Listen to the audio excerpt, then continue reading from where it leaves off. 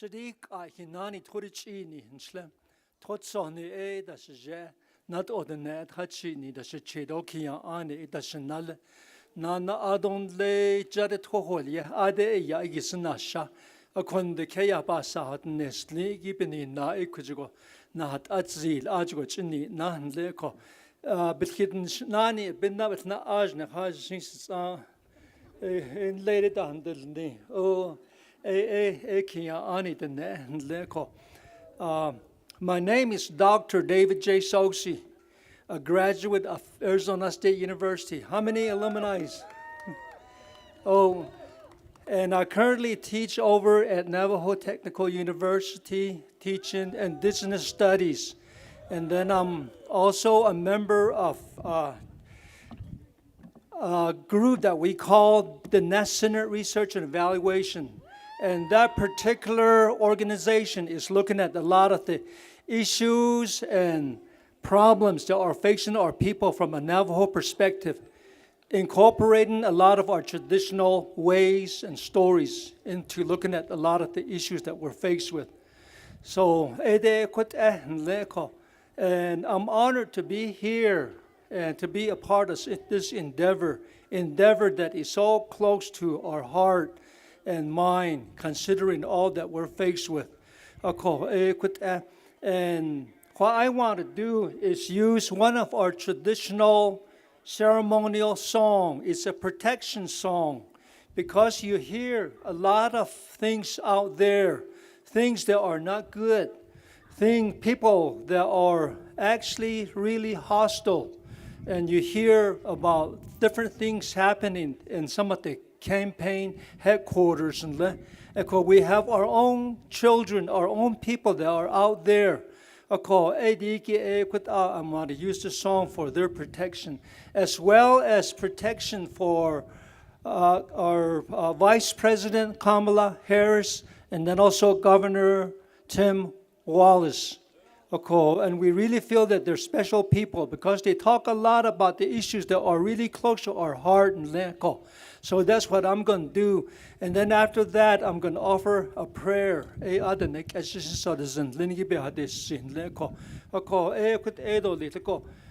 know, I have a dad.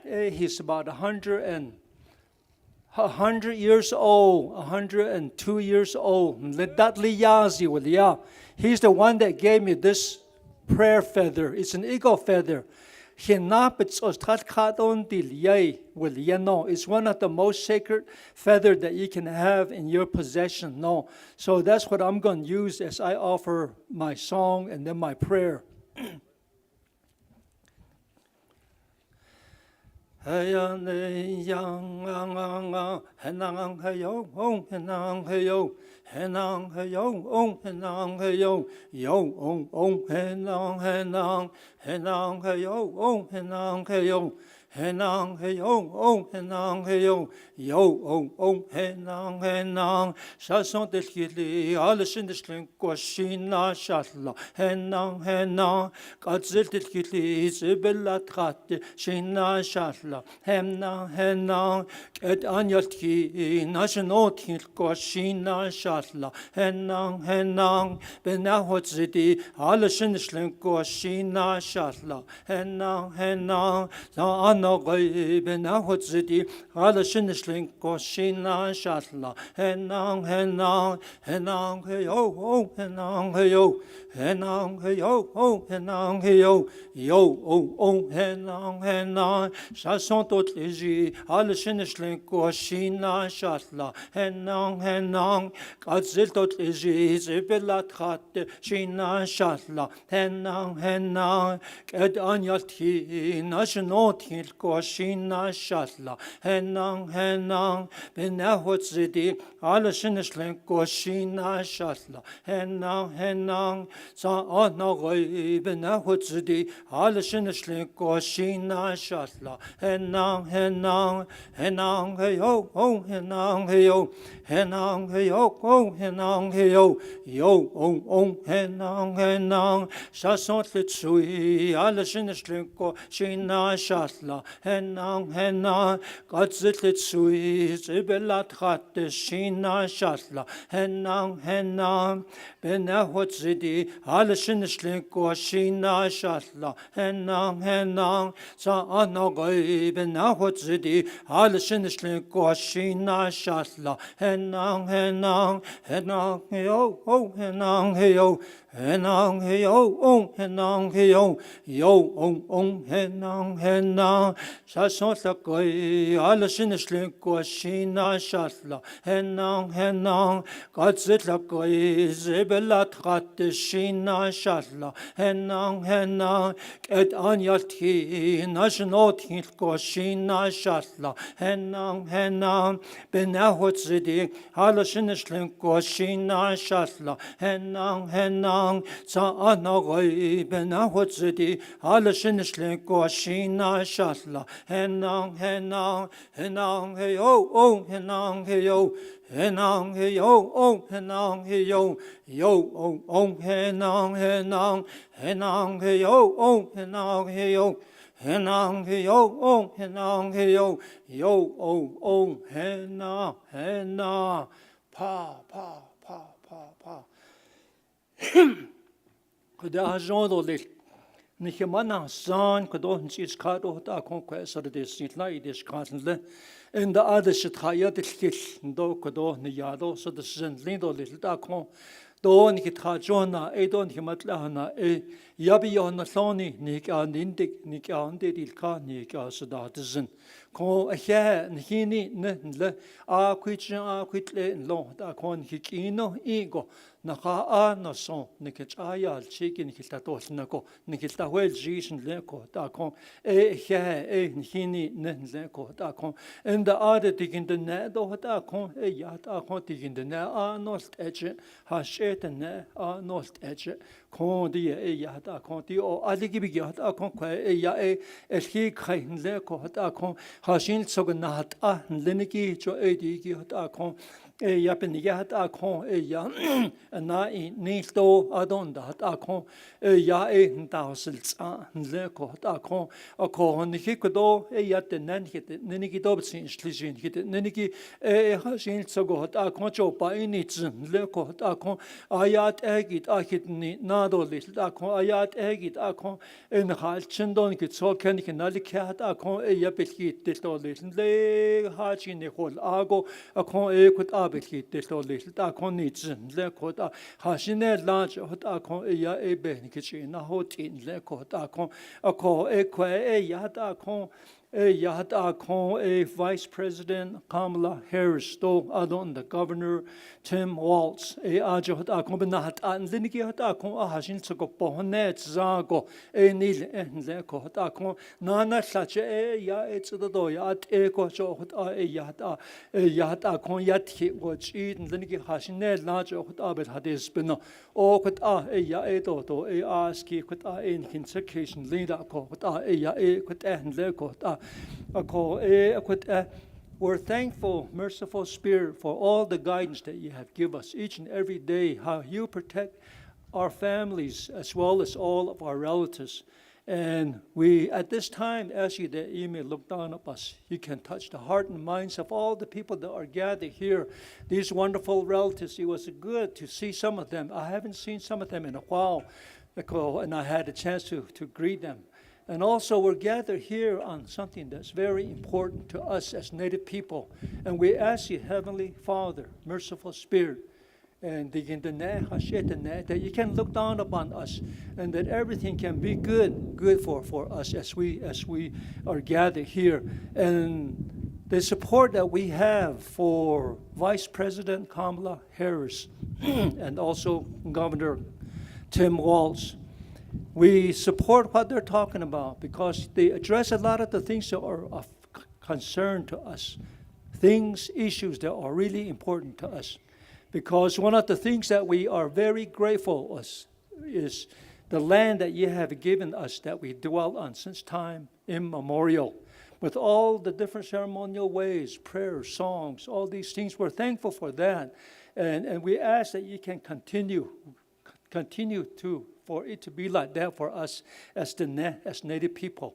And then also the sovereign rights that we have. We're so mindful and we're so protective of that.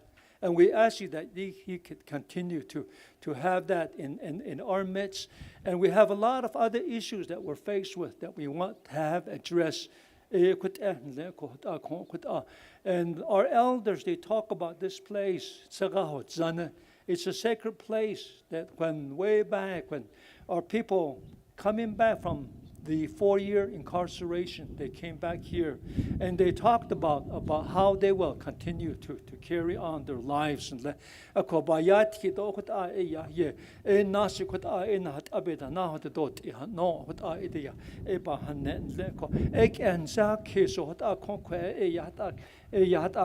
Governor Tim Walz na kahon stigi hata kon zonago hata kon kwa bazar di tsinto hata kon hata kwa nikik ein lenigi hata kon betje hosdol tsinto ben sakhe hata do ado epic ein lenigi hata kon yel khodol neto ba china hata akot aye echo pa initsin le ko hata kon akot aye hata kon you can protect all the people. We have close relatives who are working at many of these headquarters, Harris-Walz headquarters, and the campaign headquarters. Okay, you hear all kind of things that makes you think there are people out there that are really hostile. And we ask you that you can protect all those campaign centers throughout the state of Arizona, as well as throughout the country where all of our people are there. You could protect them each and every day. And I ask you at this time, merciful Spirit, you could also protect the family of Vice President Harris, and then also the family of Governor Walz. Kut aya e sort of this Saint Naidish contingent, the Zonago, kut aqua satit little wago, tako a yandeni catholic, Naka Anans on Hachin the Paco. Kut aya e sort of this Saint Leco, Nikita Jona e hatako han date, hatako tort, and a chin to biage, nada that le, no set, none set, nada that le, de hatako e yatako e tante nekedat, in a good genre list. El sen kedet la ko yede hata kon eshada ate hata kon trostan na shin trobiage na hade det le nan set na hade det le de hata kon shide ne kedat ine ko den git genre list da kon en da ada hata kon ate hata kon kema yos grei traka na is na rande ko den git genre list trostan na shin trobiage na hade det le nan set na hade det le de hata kon the naked out in a credit on genre little and the other no constate child case la il dote what are Portland and Shin Tobias now did it and said now did it and the other had the naked out in a credit on genre little yes need credit is the naked out in a credit on genre little and the other yabikete do Portland and Shin Tobias in the later credit on genre little Hajondo little dacon, Hajonastly, Hajonastly, Hajonastly, Hajonastly.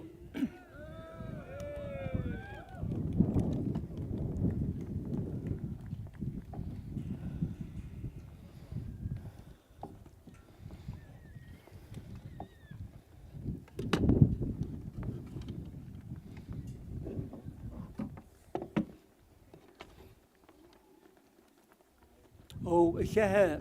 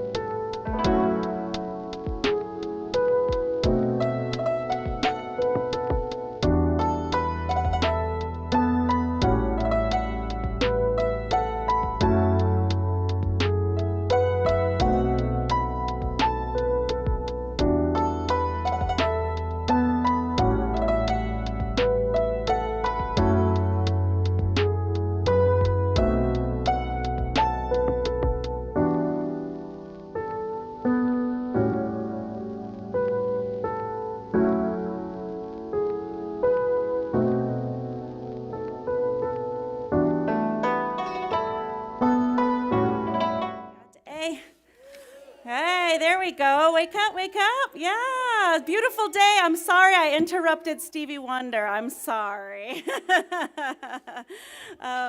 Ja, Ashik Edosha Dinesh, Clara Pratt, and Shiaki Ani, and Shna Ado Bilagana, Bashishin, Honagatni, Dashit Bilagana, Dashanella. Hello, everybody. It's such a joy and a privilege to be here in Window Rock with you. I'm Claire Pratt. I'm the chair of the Democratic National Committee Native American Caucus. As someone who grew up right here on the Navajo Nation in Tsesa'ana, Lupton, just 45 minutes south. As you take the road down here, you got to watch those cows and those horses, right?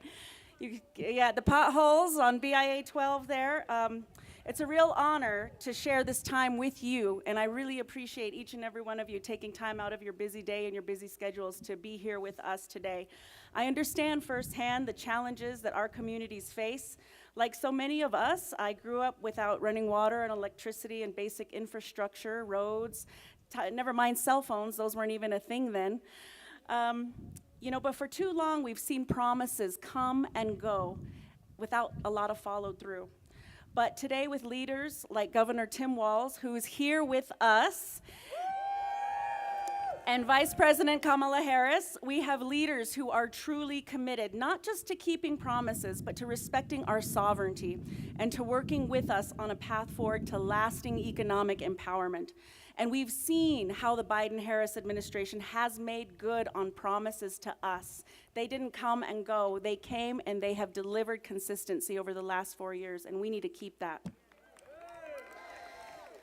I have spent my career fighting for our collective right to sovereignty and economic growth because I believe in the strength of our Diné people. In my work as the chair of the DNC Native Caucus and working for the Navajo Nation in many capacities, I have seen how much impact we can collectively have when we come together to advocate for our rights and to protect our environment. Vice President Harris and Governor Walz believe in that vision too. They understand that our communities, we need resources, that we deserve a seat at every level of decision making. This campaign is about building a future where Native voices aren't just heard, and we're not just there to provide some guidance. We are actually at the table shaping the policies that matter to us. Like President Biden says about his cabinet, we need a government that looks like America. It's about partnership. It's about giving tribes a real say in everything from education to healthcare to energy development. Donald Trump, J.D. Vance, they do not care about policies that protect us, our sovereignty, our people. They care about their personal power, and they want to enact their Project 2025 agenda to take away our rights and our freedom. It's not right for us, and it's not right for the country. Kamala Harris and Tim Walz, on the other hand, will take us on a new path forward that will protect our rights and freedoms and ensure everyone in our community can not just get by, but actually get ahead. Standing here today, I'm reminded of what can happen when we combine our resilience with real partnership. With leaders like Governor Tim Walz, who will be speaking to you shortly, and Vice President Harris, we have an incredible chance to keep building a new way forward where our Navajo communities thrive. So we must all make our voices heard at the ballot box, and we all have to vote. And we have to remind everyone in our communities to vote. We have to go Hogan to Hogan. We have to go to all of our families and friends and relatives. It's really easy to put that ballot aside and forget about it. Nasta Aida, it's already past November 5th, and you're like, oh yeah. So please make a plan to vote. Whether you're gonna vote early by mail or in person, please do so. Make that plan and make sure your relatives have that plan too. Let's get out our Diné vote and let's elect Vice President Harris and Governor Walz to the White House. Yeah.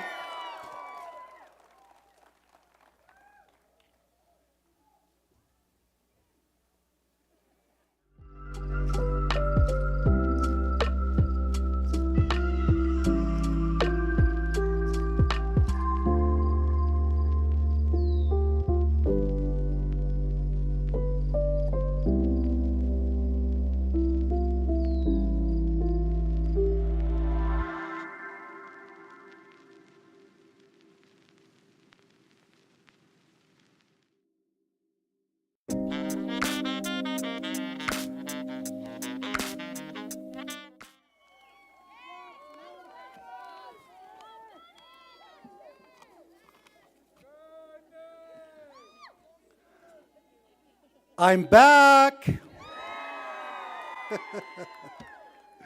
Well, ladies and gentlemen, my leaders, respected elders, and fellow community members, yat nihidishnido lehtichen kwa atlasitli ashin ein shlido tkatnesani ebashichin twadich ne edashiche do tkachine edashanale. So yat nihidini do leth Jonathan Nez.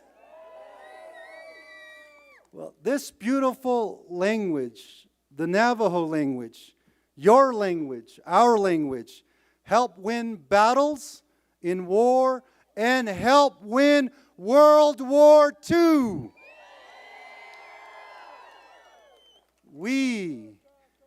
I speak it today to honor our warriors and our co-talkers. And if you could see behind me, the flags are half staff, and a moment of silence for our fallen warrior, Mr. John Kinzel Sr. Our veterans, our men and women currently in the armed forces, and their families, we thank you for your service. Let's give them a big round of applause, our warriors. As the former president of the Navajo Nation, today I stand before you to talk about a powerful tool we possess, our vote. As Native Americans, our voices have long been marginalized, but now is the time for us to reclaim our power and make our presence felt. Let us take a moment to reflect on our history. For generations, our rights and voices were suppressed. Many of our ancestors fought tirelessly for recognition and the right to be heard. Today, we honor their sacrifices by actively participating in the democratic process. Voting is not just a right, it is a responsibility we carry forward in their memory. Every election is important, whether tribal, local, state, or federal. When we vote, we shape decisions on education, health care, land and water rights, and many other issues that directly affect our communities. By showing up at the polls, we send a clear message. We are still here. We matter. And we will not be overlooked. Voting gives us the opportunity to shape our future. It allows us to elect leaders who understand our unique challenges and will advocate for our rights. We have the power to support candidates who prioritize the needs of indigenous communities and are committed to honoring our treaties and protecting our lands. I recognize that there are challenges we face, such as limited access to polling places, language barriers, and misinformation about the voting process. However, we must work together to overcome these obstacles. Let's support one another by sharing accurate information, organizing transportation to the polls. Let's give our elders a ride. And ensuring everyone knows when, where, and how to vote. I urge each of you to take action. Let us warrior up. By voting, you are on the front lines. Listen to this. By voting, you are on the front lines, defending our culture, tradition, and language. Talk to your friends and family about the importance of voting. Offer assistance to anyone who may be unsure about how or where to vote. Together, in unity, let's create a ripple effect in our communities. So let's rise to this occasion. Let us honor our warriors who protected our freedoms and helped expand democracy throughout the world by voting in this election. Let us honor our ancestors who persevered through tough times by voting in this election. The time is now. Are you ready? Join me in voting for democracy. Join me in voting for freedom. Let's take back our country from the division, the hate, and anger. Let's come back together and work for our children, grandchildren, and 7 generations and beyond. Let's do this! Let's go vote! Ashora, Ahehe. Thank you, and God bless the United States of America.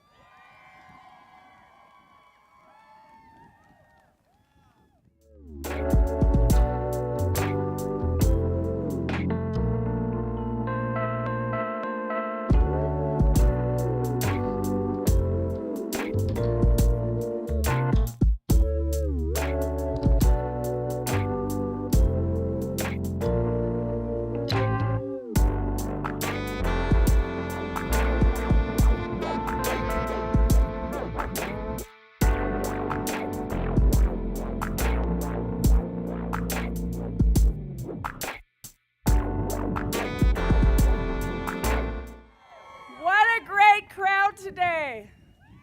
Okay, so are y'all going to make Jonathan Nez your next congressman? Absolutely. I am for that.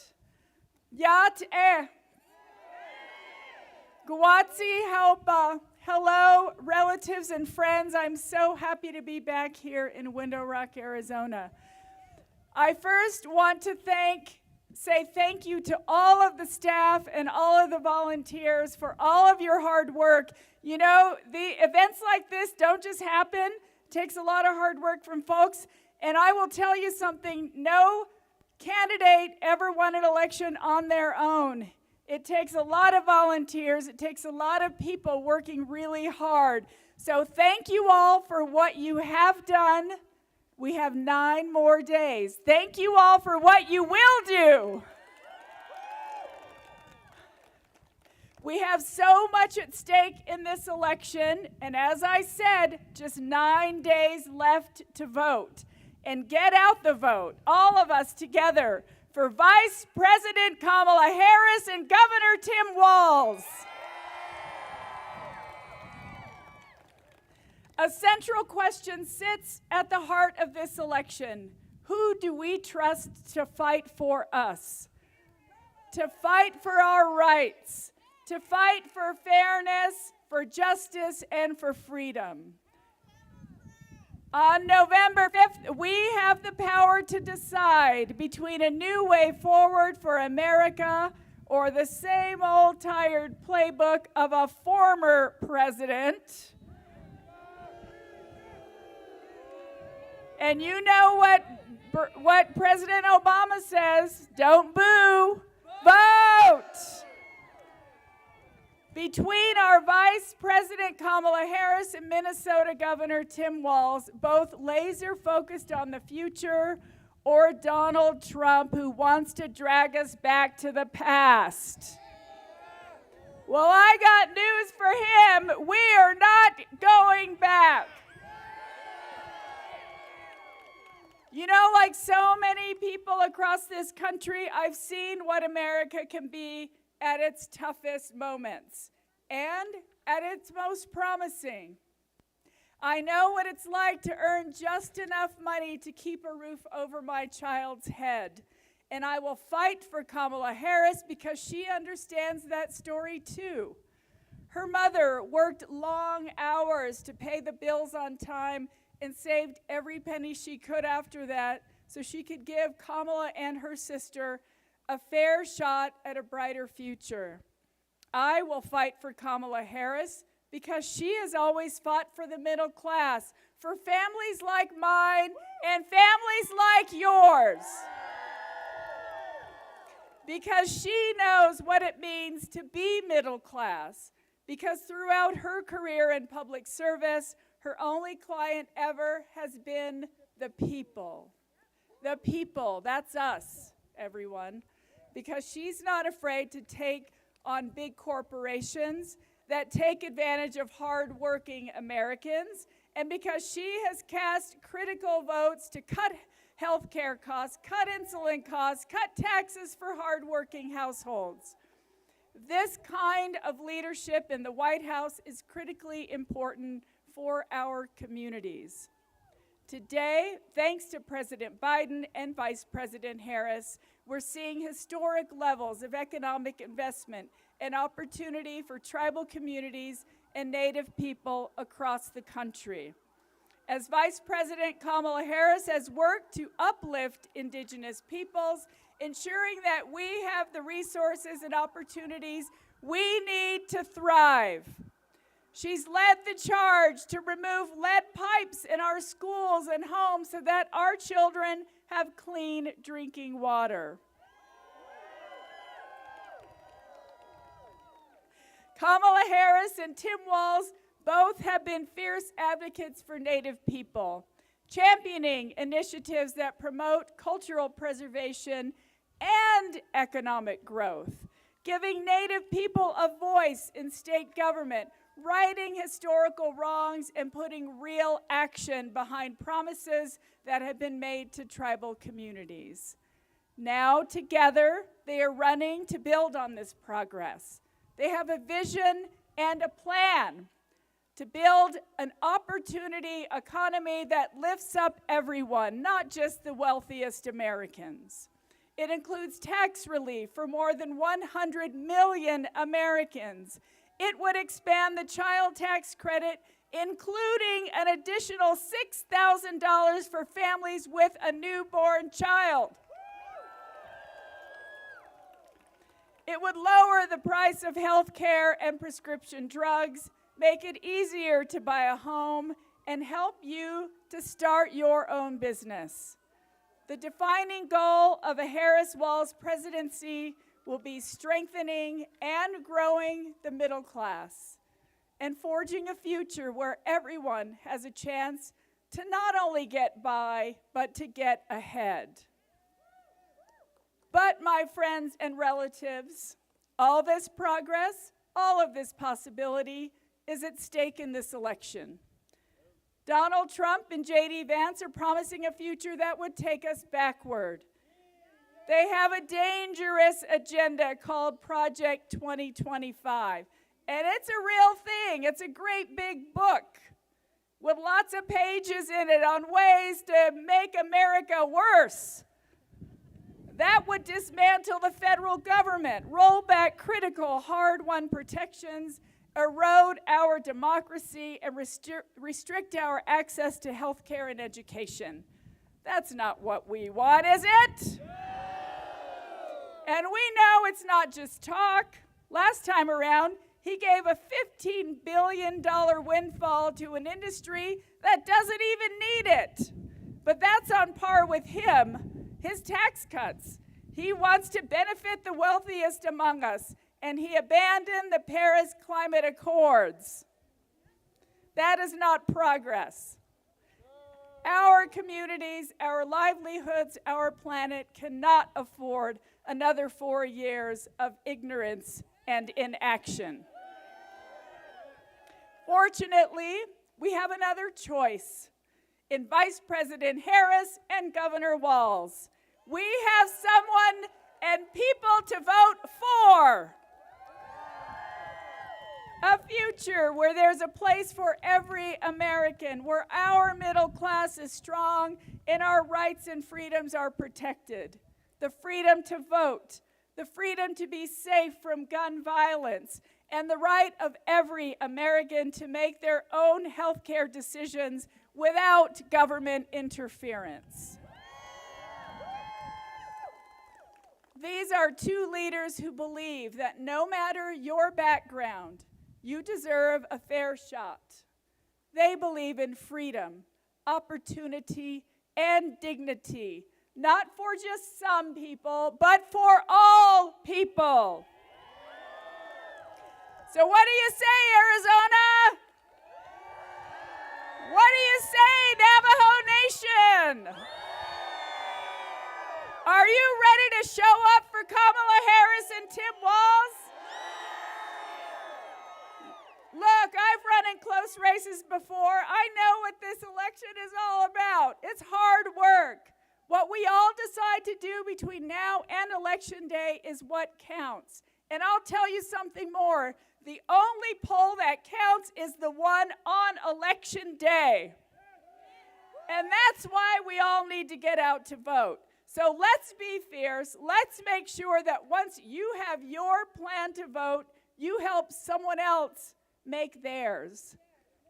Your aunties, your uncles, your grandmas, your grandpas, your nieces and nephews and sons and daughters and children, everyone, all the in-laws, make sure they get out to vote, right?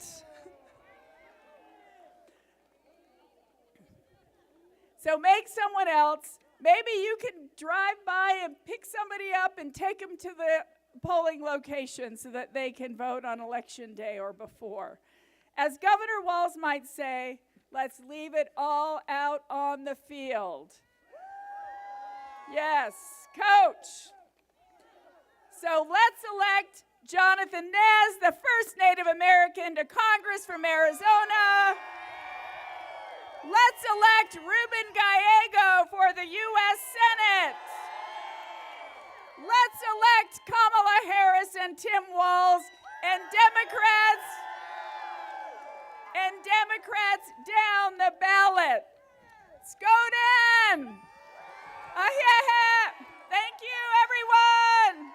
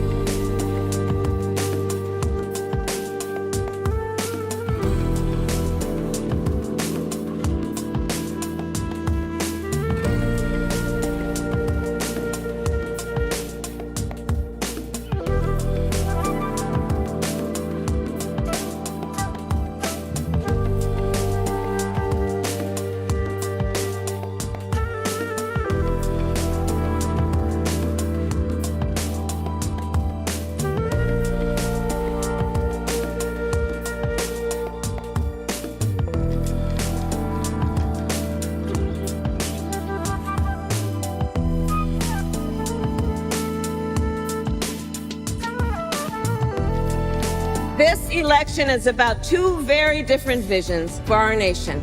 The relationship between tribal nations and the United States is sacred. We must honor tribal sovereignty, embrace our trust in treaty obligations, and ensure tribal self-determination. This will be a very tight race until the very end. We will win. Visit iwillvote.com and make a plan to vote for Kamala Harris. I'm Kamala Harris, and I approve this message.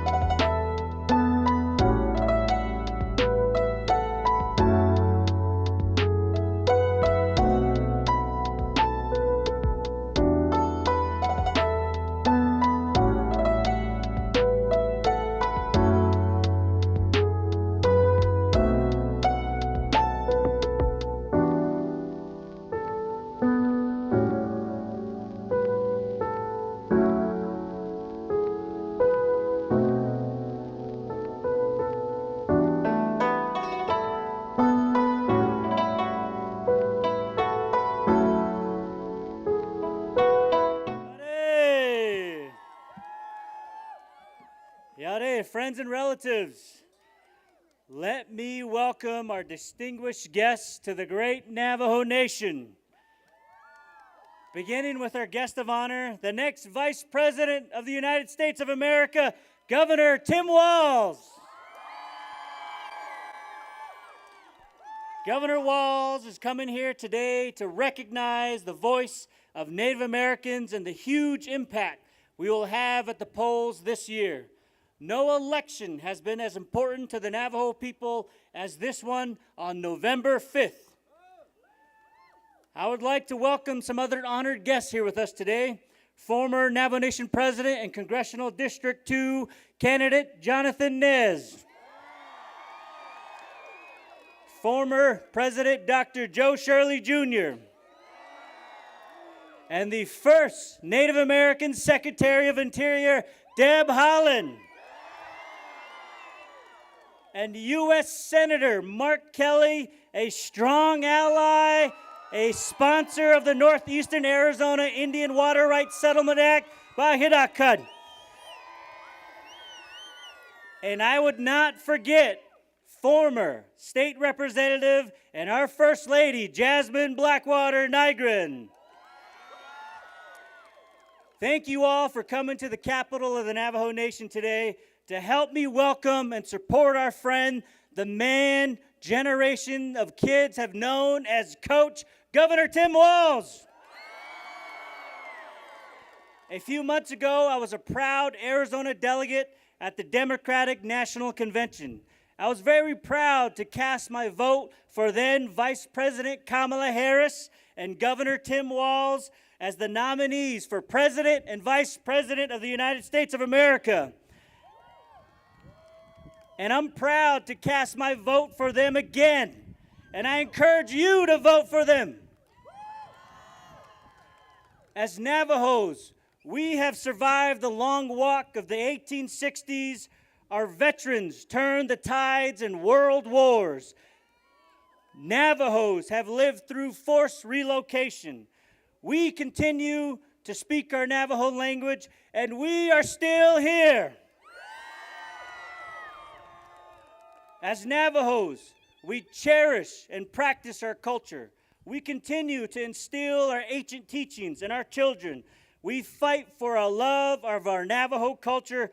Above all, from the signing of our treaty in 1868 to every visit of our leaders make to Washington, D.C., we hold the rainbow of our sovereignty in the highest regard.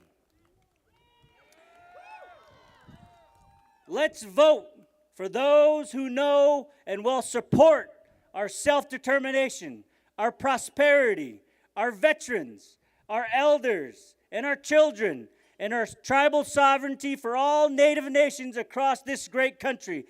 Vice President Kamala Harris and Governor Tim Walz for President and Vice President of the United States. Yesterday, President Joe Biden traveled across the country to Arizona. He came to the Gila River Indian community.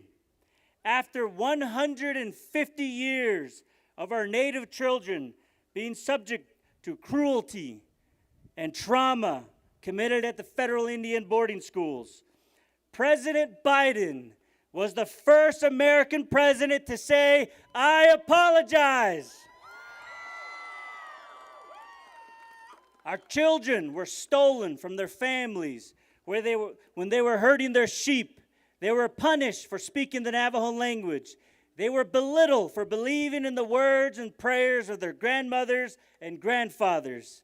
Yet, we survive, and we are still here. President Biden's apology to Native nations is an important step towards healing, towards being heard, towards our pains being acknowledged, and towards the first Americans being prioritized.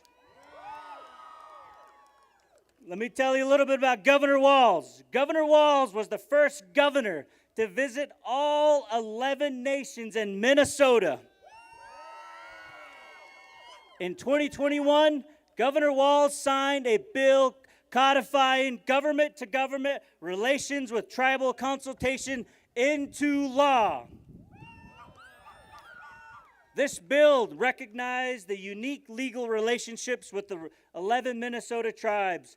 It affirmed tribal sovereignty, and he appointed tribal liaisons to assist tribal nations as well as educating state leadership on tribal nations.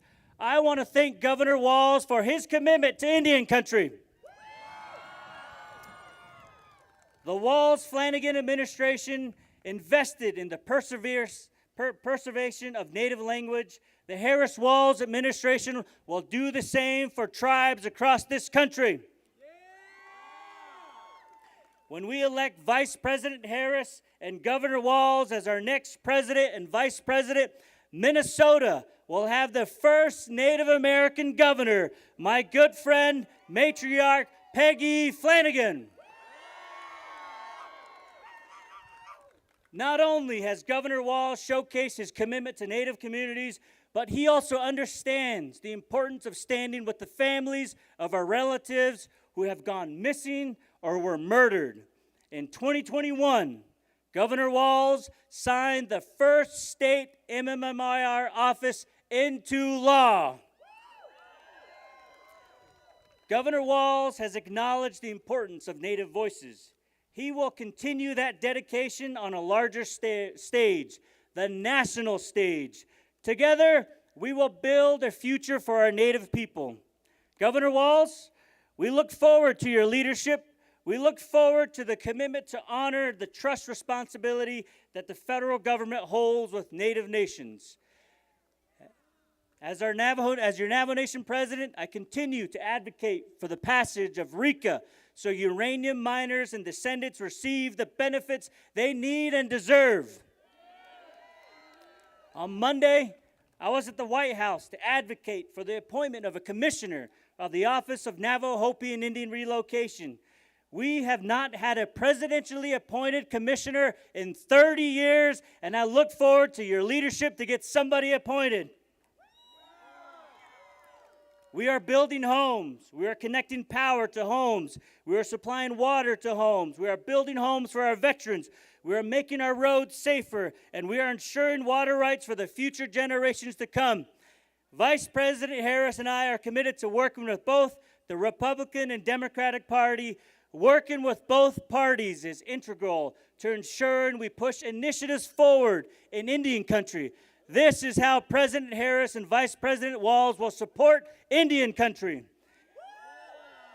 The Navajo Nation and I look forward to partnering with Vice President Tim Walz to move the Navajo Nation and Indian country forward just like he did in Minnesota.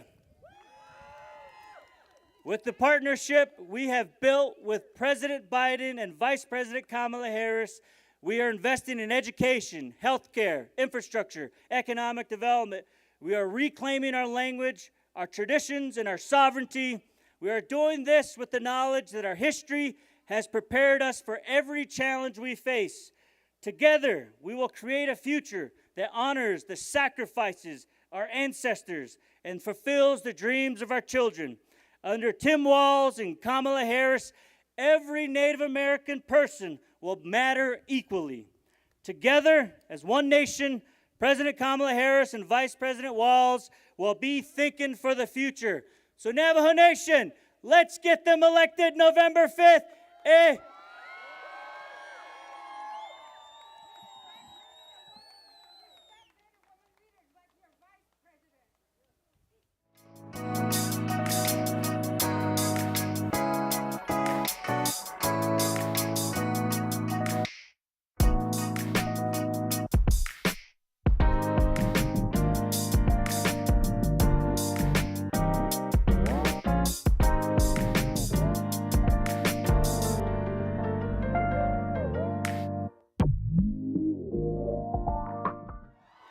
Hello, everybody. Hello, Window Rock.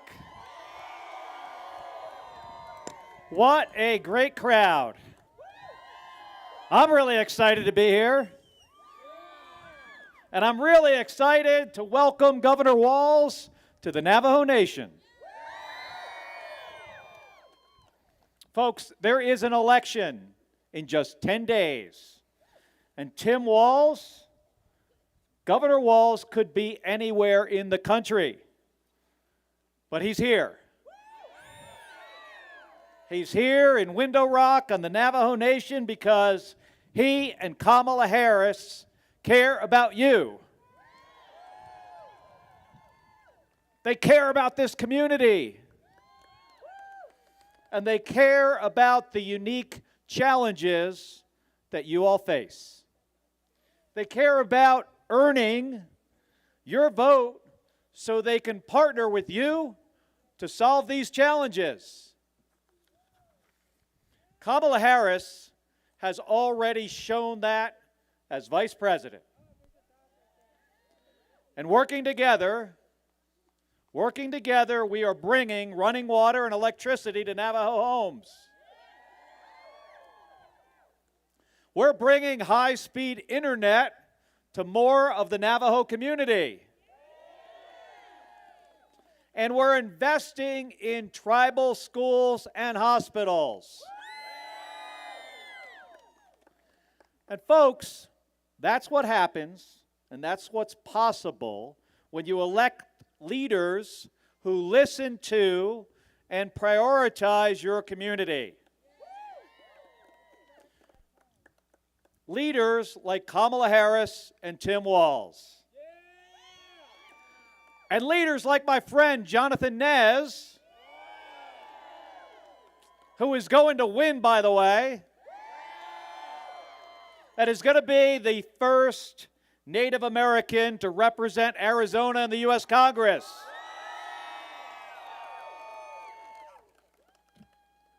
Donald Trump.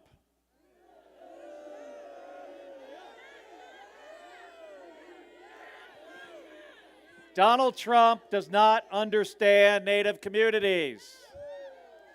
He does not respect tribal sovereignty. His Project 2025, that agenda would threaten tribal and public lands and roll back environmental protections. And in a community where so many folks have served in our military, Donald Trump doesn't understand that either. I got a question for you guys. Are there any Marine veterans here? U.S. Marines? How about family members of Marines? Now that feels like about half of the crowd.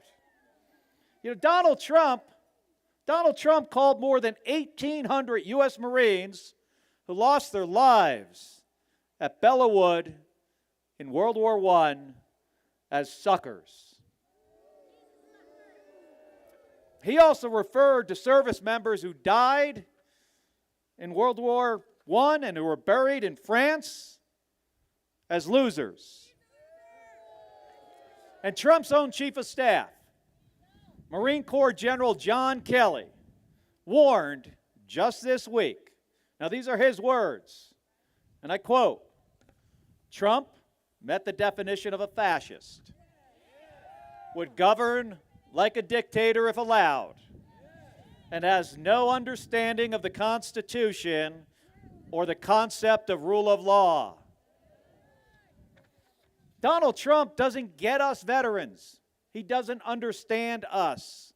He doesn't understand service, what it means to put something else ahead of himself. That's why he cannot be commander-in-chief again. So, folks, how do we keep that from happening? It's not rocket science. If it was, I could help. But it ain't. It's all about who works harder. That's it. It's pretty simple. So, here's my job for all of you. First order of business. You got to make a plan to vote. So, find your nearest drop box or vote center. And you can go to this website, iwillvote.com. That's iwillvote.com. If you need assistance with voting, and you want to get some assistance over the phone, there's a voter hotline that has assistance available in Dene. And that number is 833-VOTE, the number 4, AZ. So write this down if you got a pen. 833-868-3429. I'm going to say it again. 833-868-3429. And once you vote, once you got it all figured out and you voted, I want you to go help your friends and family members to vote as well. This is really important. At this point, this is the entire election. And the difference between Kamala Harris and Governor Walz winning in the state of Arizona or Donald Trump and that other guy, the difference could be here on the Navajo Nation. So it's going to take every single one of us to make sure that this happens. If we work harder, in 10 days, we will turn the page and move our country forward with great leaders who will listen and respect this community. Thank you very much, everybody. Thank you. Don't forget to vote.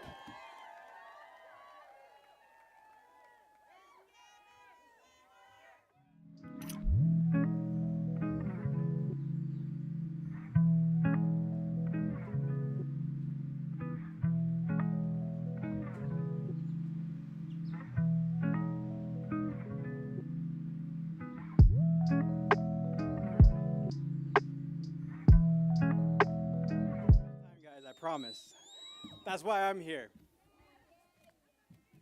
Let's see. Okay. Yat ishk edoshidne. She Ian Teller nishke. Aro do ne enshlinigi eid kudich eating nishle. Kia ani e bashis chin. My diskis ni edashache do. Toglini edashanella. Aquit out and nishle. Hello, Window Rock. How are you guys feeling? Are you guys ready to meet the coach? Exciting. Well, again, my name is Ian Teller, and it is a privilege to stand before you today. I was born and raised right here on the Nebuchadnezzar, on the Navajo Nation. As an advocate for Native voices, especially our youth, I've seen the incredible strength and resilience of our people, as well as the challenges we have to face, from limited resources to the ongoing fight for our rights, our lands, our culture. Today, Indigenous youth are stepping up to ensure our voices are heard and respected. In those decisions that are made to shape our futures, we are using our voices to advocate for real political participation, increased resources in our education, in our healthcare, the protection of our sacred lands. We need to stand up for us. And we need an administration that stands up for who we are. And that's Vice President Kamala Harris and Governor Tim Walz. As we gather here today, let us, a little bit early, we still got a little bit. As we gather here today, let us remember that progress is possible, but it is not guaranteed. That's why I'm incredibly proud to introduce someone who embodies that commitment, to tribal communities.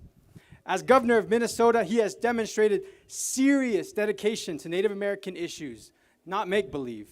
He supports with policies and promotes tribal sovereignty and protects our precious lands and our resources. And when we cast our ballots, we are not just voting to elect a president. We are voting to uplift a nation, our nation. With leaders like Governor Walz and Vice President Harris, who are committed to uplifting Indigenous youth and Indigenous voices and honoring and respecting tribal sovereignty, we have a unique opportunity to forge meaningful partnerships that will ensure the next generation of Native youth will support and have the opportunities to lead our communities towards a brighter future. There is so much on the line this election.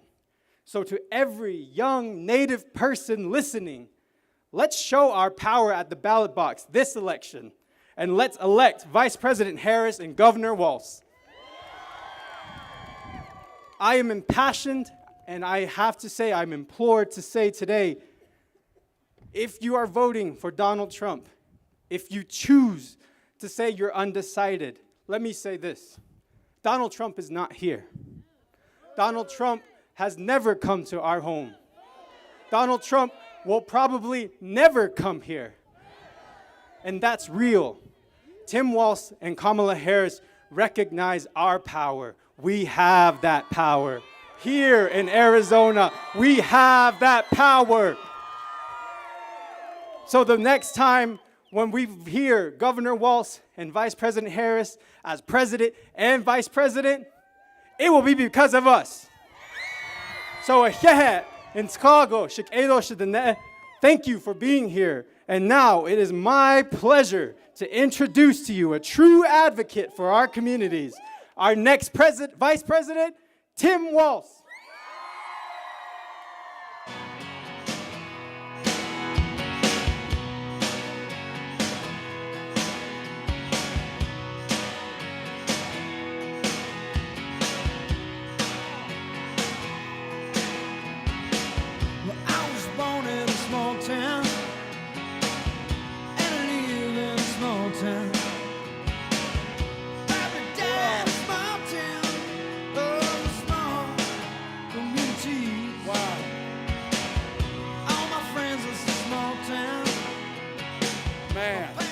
Well, hello, Window Rock.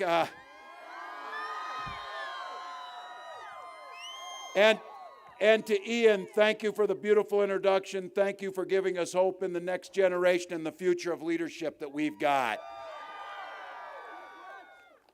I want to start by experiencing a deep sense of gratitude to the Navajo Nation for having me on this land. I understand that it is a privilege to be standing here on Navajo land, and I am grateful that you would see fit to bring me here as we talk about, and I try and ask and earn your vote to make Kamala Harris President of the United States. To President Nygren, thank you for your incredible hospitality, and thank you for this beautiful gift. I wear it with pride. Thank you. To former President Nez, make sure we send him to Congress. Make sure we send him to Congress. I also want to say thank you for having the wisdom on behalf of the entire country, on behalf of this entire country, thank you for sending a national treasure that's Mark Kelly to the United States Senate. We're grateful. Now you know there's some work to do. Give him a buddy there. Send Ruben Gallego there with him. And on a point of personal privilege, a phenomenal leader, a transformational leader, and someone that I am just incredibly proud to call a friend, Deb Haaland. Thank you, Deb Haaland. And to all of you out there, I want to give a special thank you to all the Navajo Nation veterans as we stand on this sacred park here. I want to recognize my fellow veterans in this. And I want to be clear to everyone, I think you can't say this enough. Native Americans have served this country in uniform in every major conflict for over 200 years. And this nation, the Navajo Nation, and the nation of the United States lost a treasure in John Kinzel Sr., one of the original Navajo code talkers. These flags are flying at half staff. He served in Guam, Guadalcanal, and Iwo Jima. And as a point of personal pride, I want to make note of this. Many of the Navajo code talkers received their training in St. Paul, Minnesota, is where they trained. So the connection to Minnesota and connection to the nation is strong. And I still want to note, Native people serve at a higher rate in our armed forces than any other population in the country. So on behalf of everyone in the United States, thank you for that service to each and every one of us. Now look, this is an amazing sight on an amazing piece of land. It's a beautiful Saturday afternoon. You could be anywhere. You could be doing anything else, but you chose to come here because you understand that the democracy matters. Your love of the Navajo Nation and of the United States is strong, and your presence here is proof of that. Thank you. I'm here today because there's 10 days left till this election. Not that anyone's counting, right? But I also want to note, we're here because we're not taking any vote for granted, and we're here to show the respect to the Navajo Nation and earn your vote. Now, I'll tell you, we're running like everything's on the line because everything's on the line. I'm proud to be on this ticket with Kamala Harris because it's pretty simple with Kamala Harris. She has had one client and one focus her entire career: the people. She stood up for women and children against predators and abusers. She stood up for seniors against fraudsters and big corporate interests. And she stood up for families and community against transnational gangs and drug traffickers. And here's the thing, when people came to Kamala Harris to ask for help, she never asked if they were a Democrat or Republican. She simply said, how can I help? How can I help? Now, usually I want to acknowledge this. You're no strangers to this. They maybe don't come out here, but you hear them on TV or you hear them in Gallup, you hear them elsewhere. It gets to be about election time, and politicians start showing up in Indian country asking for votes. And usually they come doing that and they haven't done a damn thing before to make you get that vote to them. I hope you've seen, and I hope we've proved it, that's not the case with Kamala Harris and myself. I want to be clear and make sure you hear it and that the country hears it. Kamala Harris and I recognize the promises this country has been made to Indigenous peoples. We will safeguard and strengthen the bonds between our nations and uphold our trust and treaty obligations. The highest law is to honor tribal sovereignty, promote tribal consultation, and ensure tribal self-determination across this country. And you know, it's pretty simple too. If tribal nations are doing well and your kids are doing well, the rest of the country's going to be just fine. As governor of Minnesota, I've been fortunate to work closely with our 11 sovereign tribal communities, including the Anishinaabe and the Dakota. And I will note, we run as a ticket in Minnesota, and my partner in this work, Lieutenant Governor Peggy Flanagan, is a member of the White Earth Band of Ojibwe. She will become this nation's first ever Native woman governor of a state when we win this race. A couple weeks ago, I had the opportunity to meet with Governor Lewis and the Gila Band River Indian community, just as Vice President Harris did last year. And in our conversations with Native people across this country, I hear an overwhelming call, and one that taps into an idea of a fresh start, a new way forward, taps into the ambitions and dreams of all Americans. A new generation of leadership that is truly focused on improving lives, not creating chaos, fear, and division. Kamala and I know that a new way forward is what not just Indian country needs, but the rest of the country needs. We know you are focused on an economy that works for everyone by lowering cost. And every family gets a chance to not just get by, but to get ahead. First and foremost, taking on this issue of price gouging and food prices at the grocery store. Taking on corporate price gouging to make sure those prices are fair and they work for families. Now look, you know there's two choices in this race. I would make the case to you they could not be further apart. Donald Trump only want to give their billionaire friends more tax cuts, while they put a $4,000 Trump sales tax on each and every one of us. I don't believe a whole lot of things that Donald Trump promises, but I do believe this. He's promised that he will do a tax cut for the wealthy, and he's promised he will put that tax on all items coming into this country. I believe he will do that. Kamala Harris gives you an option. 100 million Americans will see a tax cut, including, and I think this is the most important, a $6,000 child tax credit when your child is born in that first year of their life to get them off to a good start. You gotta buy a crib, you gotta buy the car seat, you gotta buy the diapers, and it's expensive. And we need to get them off to a good start. And we will protect the Affordable Care Act to so many of you, whether it's in the Indian health system or others. The Affordable Care Act makes sure that you can't be discriminated against for pre-existing conditions. And making sure that drug prices come down, finally. Can I just mention this issue around insulin? We have it for seniors now.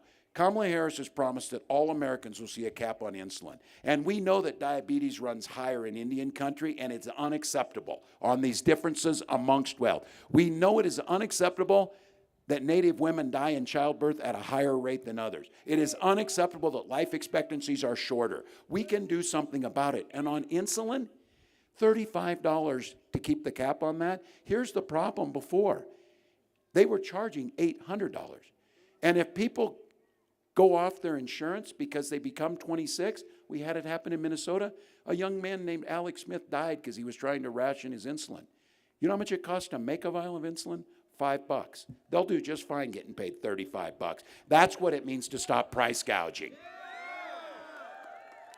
And I think for a community that values your elders, what Kamala Harris put out finally after all these years, asking Medicare to pay for home health care so our seniors can live in their homes, stay in their homes. And for goodness sakes, how we don't provide hearing and vision right now for our seniors. We've said that we're going to make sure they can get their hearing aids, they can get their glasses, and they can live their senior years with dignity. Medicare can pay for that, and we can make it work.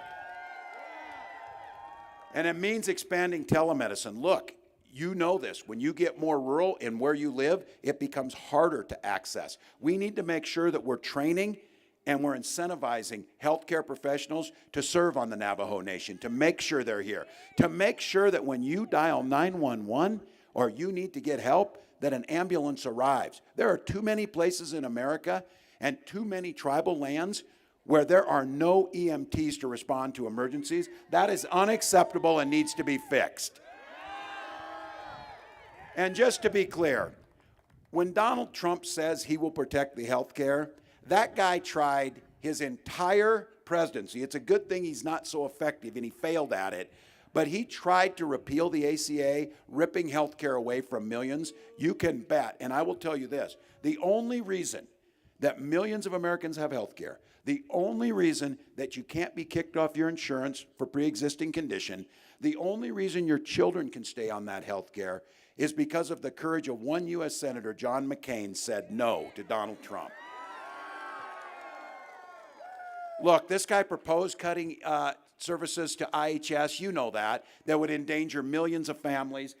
Time and time again, Donald Trump had to do what was right for Indian country, and he chose the opposite. Kamala and I will make more affordable access to housing, make it more affordable for down payment assistance to families, build more affordable homes, and make sure that people have access because you have a dream that you want to start a business, making sure there's money on the front end in the form of grants to start out and tax credits to small business owners so you can get started. And people, I get asked, how are we going to pay for that? Well, for starters, we could make Donald Trump pay his damn taxes that he hasn't paid for 10 years. I see ads running that they're worried about the IRS. The only people worried about the IRS are Donald Trump and tax cheats are trying to dodge paying, while the rest of us always pay our taxes. So look, those forgivable loans, making sure that we have no interest loans for tribal owners looking to scale up those existing businesses to make a difference. But I'll have to tell you this, for Kamala and I, most importantly, will be there when it matters. She was there to cast that tie-breaking vote that led to the single largest investment in American history, $32 billion in tribal economies that were devastated by COVID, and $13 billion for high-speed internet, roads, bridges, clean water. That Inflation Reduction Act and the COVID money was the largest investment this nation has ever made. And I want to be the first to tell you, if some of you are out there saying this, you should be. It's about damn time you started investing. It's about damn time the money started coming.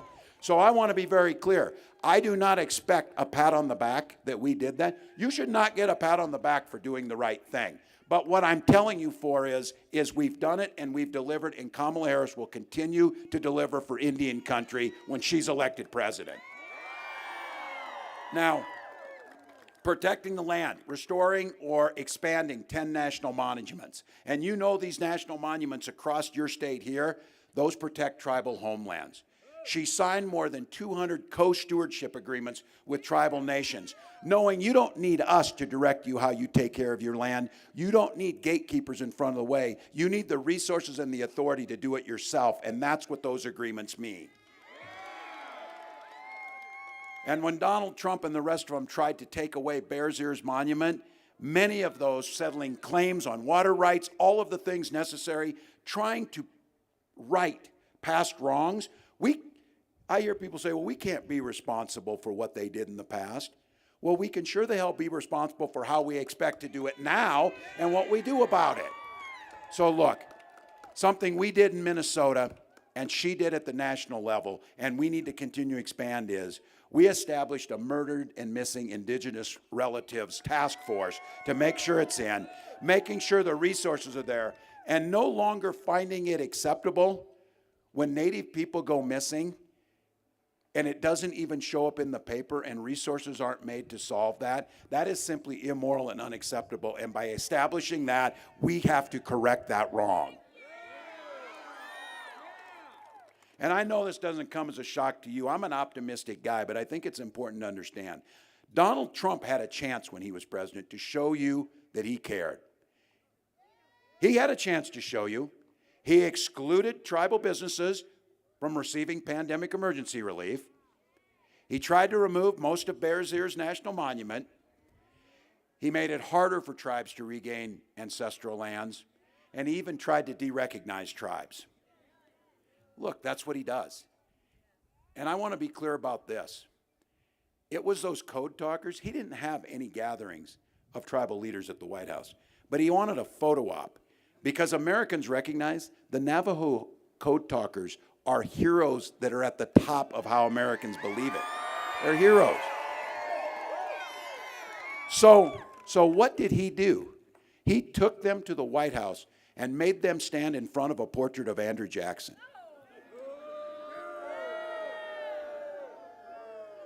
I don't know if he knows his history well enough to know what he was doing, but I damn sure guarantee you the people around him knew the insult they were throwing to Indian country by making those heroes stand in front of that portrait. So just to be clear, Donald Trump showed his soul. And I want to be clear, he goes further than that. He has opposed expanding the opportunities for casino operations by our native lands. And when they were applying for licenses, Donald Trump testified in front of Congress and said they weren't truly Native American. Well, Donald knew. He looked at him and he said, they don't look Indian. And then he went on to say, Donald Trump, a direct quote, has more Indian blood than a lot of those so-called Indians. So his running mate once had a quote. He has a lot of these quotes. His running mate, J.D. Vance, said, you know, the thing that people don't like about Donald Trump is the racist part of him. Yeah, we don't really like that part of him, and he's done it time and time again. But I want to talk to folks here and be to the men here who are here. Look, you're hearing a lot about all the things that are in this election, and there's a lot of super important issues. But when you frame it up like this to the men here, think of the women in your life, the women that you love, sons, daughters, wives, moms, aunties, all the rest. You know who they are. This election is literally, their lives are at stake in this election. Their ability to get health care is there. Donald Trump's the one who put the judges in that repealed Roe versus Wade, and he brags about it. He calls it a beautiful thing. Now look, that beautiful thing that he talks about, that beautiful thing is women having complications in their pregnancy and going to a healthcare provider who says you need to have this procedure to save your life, and they can't provide that medical care because of Donald Trump's abortion bans in 20 states. So that means women are being denied care and having miscarriages in parking lots. It means survivors of rape and incest have no recourse. Those are the things that Donald Trump put into place. Those are the things that you can expect to come forward. And I just want to be very clear. He's not stopping with this. He's not stopping with that. He is going to do whatever is necessary to further the furthest extremist agenda, denying you the opportunity to access reproductive care, denying women the access to just basic health care.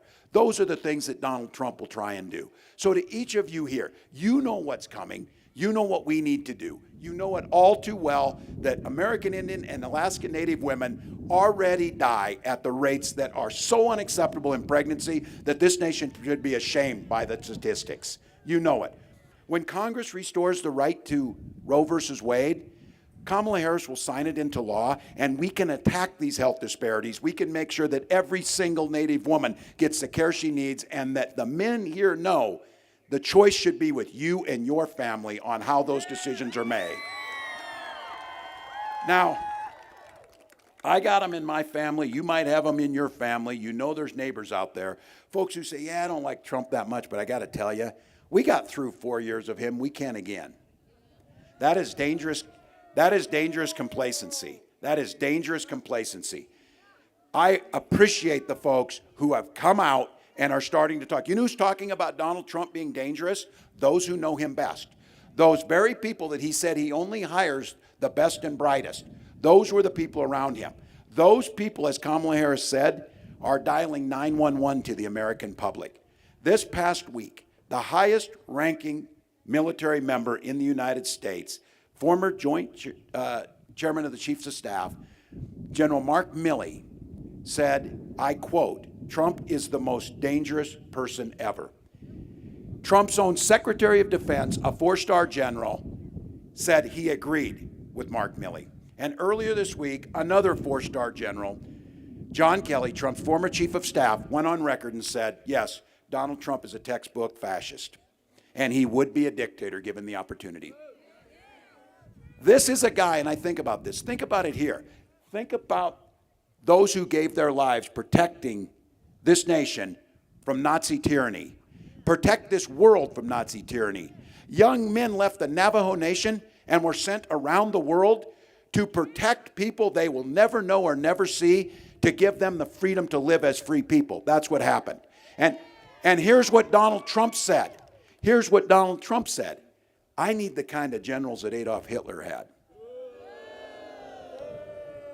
As a 24-year veteran, and to the veterans out here, that makes me sick as hell to hear this guy saying that. He disgraces every single person who wore the uniform, and he disgraces every single warrior that risked their lives to defend this nation against Nazism. And he said it to his generals. So look, he already controls the Supreme Court.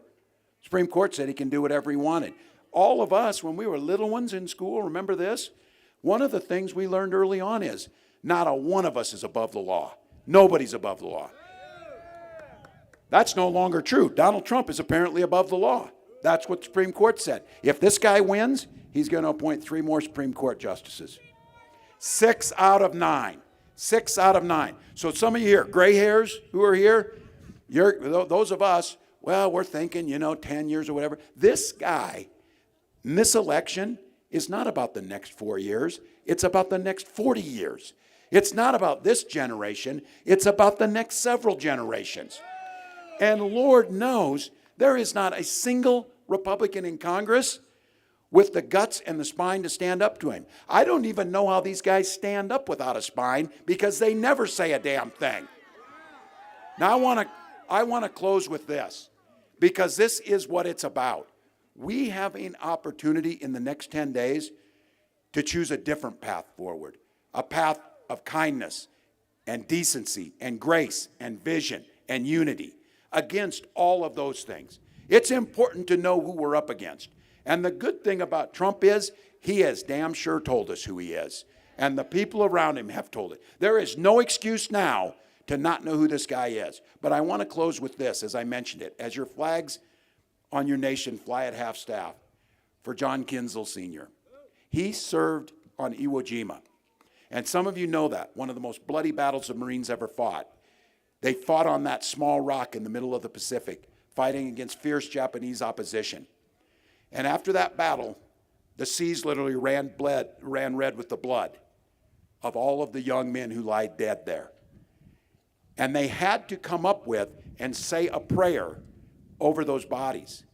And as they looked around, the only chaplain that was there happened to be the first Jewish chaplain.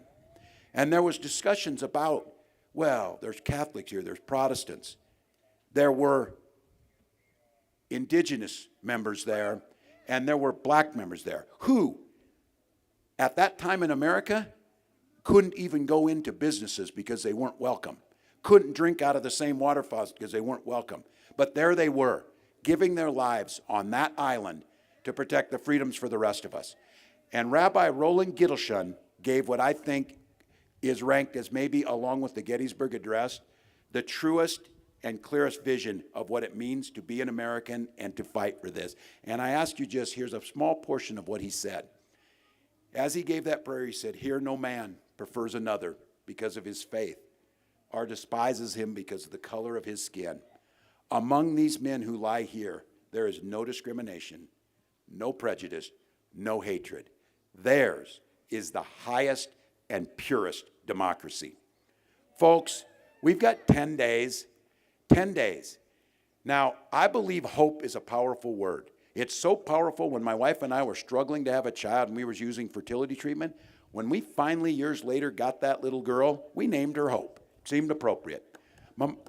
Thank you. And my wife is a very practical Midwestern woman who said, yeah, hope's a powerful word, but it's not a damn plan. We can't hope we're going to beat Donald Trump. We can't hope we restore reproductive rights. We can't hope that we don't turn the United States military against our own citizens. We can't hope that he doesn't become a dictator. We've got to have a plan. And you know what that plan is? To vote. To have a plan to vote. So look, if every one of us here, and you know how this works, go get that cousin who doesn't think he's going to vote, go over there, buy him a burger or something and take him over to vote. Get him out there to vote and say it matters. We need to make sure it matters who's in the White House. It matters who cares about sovereignty. It matters who cares about our children. So what we need to do is make sure you get that photo ID, make sure you know where you're going, make sure you know that you got to get your ballot back by October 29th here, drop it in the mailbox, get it out there, and then if you can, get another person or two. Because look, I'm talking to Mark Kelly over here, Senator Kelly, this thing is going to be razor close. There is a real possibility, and I think it might be more probable, if the Navajo Nation turns out the numbers that we know you can and do, that it won't just be Arizona that goes. It is entirely possible, and I think probable, that we win the whole damn thing because of the work that was done here, the work that's done on the nation, and we put Kamala Harris in the White House. So make that plan, get out there and do that. And I just say a couple things. I'm going to humbly ask you for your vote. And I'll ask you to go look at my record, look at Kamala's record. I'll ask you to go make the case that, look, there's two choices in this race. And the differences, you know, are huge. But the opportunity for a better, more pure, more higher democracy, as you heard on those sands of Iwo Jima, are a true possibility. So I don't take your votes for granted. I ask you to get out there. And look, there are so many good reasons that Kamala Harris will be an incredible president, and there's so many reasons Donald Trump shouldn't be. But I'm just going to tell you, I know it's a little bit petty, and I'm not usually a petty person, but I'm going to be here, is I just don't want to see Donald Trump's picture on TV anymore. I don't want to have to hear it. I don't have to see it.